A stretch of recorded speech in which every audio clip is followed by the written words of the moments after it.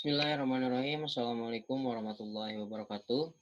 Perkenalkan, nama saya Muhammad Rifki Aprilansyah dengan NPM 1007011414114. Baik, saya di sini akan mempresentasikan dari skripsi saya yang berjudul Prediksi Pembentukan Air Asam Tambang Berdasarkan Hidrokimia Air Tanah dan Air Permukaan di Tambang Batubara.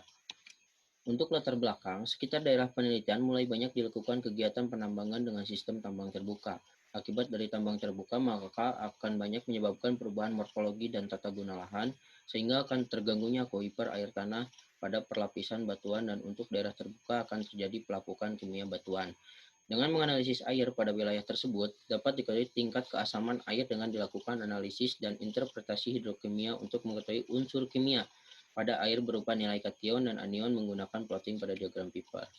Untuk tujuan penelitian, yang pertama adalah mengetahui kondisi air tanah, yang kedua adalah mengetahui nilai pH, TDS, suhu, nilai kation, anion, dan yang ketiga adalah mengetahui karakteristik spesies hidrogeokimia, dan yang keempat adalah mengetahui penyebab dominasi keterbentukan air asam tambang berdasarkan nilai kation dan anion pada lokasi penelitian. Untuk diagram alir penelitian, yang pertama adalah studi literatur. Kemudian pengambilan data. Pengambilan data dibedakan menjadi dua, yaitu adalah pengambilan data primer dan yang kedua adalah pengambilan data sekunder. Yang dimana pengambilan data primer yaitu meliputi pengujian laboratorium dan yang sekunder adalah observasi lapangan. Dari data primer dan sekunder, maka akan didapatkan interpretasi hasil analisis. Yang pertama adalah karakteristik aquifer air tanah pada lokasi penelitian. Yang kedua adalah karakteristik kimia air area pengamatan berdasarkan nilai anion dan kation. Yang ketiga adalah mengetahui perubahan kadar kation anion dari setiap titik pengambilan sampel air. Dan yang terakhir adalah kesimpulan. Untuk keadaan geologi, pada lokasi daerah penelitian yaitu berada pada formasi TMPB atau formasi Pulau Balang. Untuk pengamatan lokasi air, dengan mengamati titik keterdapatan konsentrasi air pada lokasi penelitian, yaitu untuk mengetahui sifat fisik dari air tersebut, seperti suhu, TDS, pH, dan sampel air yang diambil dapat mewakili jenis air tanah dan air permukaan. Berikut adalah salah satu dokumentasi pengambilan sampel air. Untuk data hasil pumping test ini, yaitu data yang mewakili dari jenis air tanah, yang didapatkan dua data. Yang pertama adalah data litologi dominan batu pasir gampingan dengan nilai 1,48 kali 10 pangkat min 2, dan yang kedua adalah perselingan batu pasir dengan batu lempung dan batu lanau dengan nilai 1,98 kali 10 pangkat min 2. Untuk pengolahan data, berikut adalah hasil dari uji laboratorium yang dilakukan. Berikut adalah rinciannya yang meliputi dari keterwakilan dari nilai kation serta anion. Untuk rumus plotting diagram Piper yaitu sebagai berikut pada golongan kation dan juga anion. Berikut adalah hasil dari persen dari yang didapatkan untuk plotting terhadap diagram Piper. Data ini didapatkan dari konversi satuan yang berasal dari miligram per liter, kemudian mili ekuivalen per liter, sampai menjadi persen. Ini adalah hasil dari plotting diagram Piper, yang dimana pada lingkaran merah itu adalah salah satu output yang didapatkan untuk penamaan hidrokimia ataupun spesies hidrokimia air sampel area penelitian. Untuk spesies hidrokimia keseluruhan sampel air didapatkan berdasarkan teori Hoslow 1995, maka dibedakan menjadi dua jenis tipe.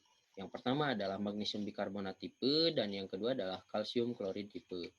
Untuk kesimpulan dan saran, kondisi air tanah daerah penelitian dengan dilakukannya uji pumping test didapatkan dua data. Yang pertama untuk batu pasir gampingan yaitu sebesar 1,48 kali 10 pangkat min 2 meter per detik. Kemudian untuk konduktivitas litologi dominan kedua yaitu 1,98 kali 10 pangkat min 2 meter per detik. Untuk nilai pH, pada lokasi penelitian didapatkan nilai pH sebesar 3,65 sampai 6,38. Dan untuk nilai TDS didapatkan nilai untuk air permukaan 33,7 sampai 115 mg per liter. Dan untuk air tanah yaitu 9,23 sampai 19,4 mg per liter.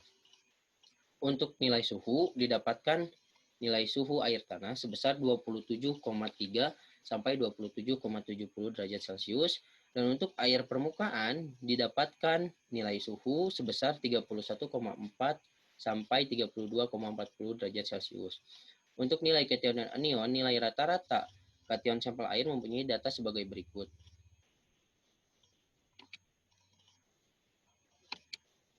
Dari hasil plotting diagram Piper, berdasarkan nilai kation dan anion, air pada masing-masing titik pengambilan sampel dapat dibagi menjadi dua jenis tipe.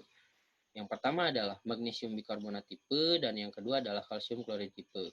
Dari perbandingan nilai kation dan anion, didapatkan nilai yang paling terbesar sampel keseluruhan, yaitu pada ion SO4-2- atau ion sulfat, sebesar 2.600 mg per liter.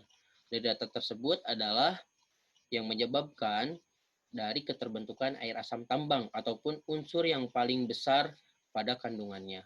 Dengan didapatkan reaksi kimia proses pembentukan air asam tambang dengan nilai anion SO4-2- dari pengujian sampel air di laboratorium itu sebagai berikut.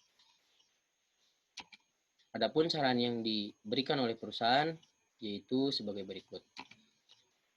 Mungkin segitu saja presentasi dari saya. Mohon maaf apabila ada kata-kata yang kurang berkenan. Wabillahi taufiq wal hidayah. Wassalamualaikum warahmatullahi wabarakatuh.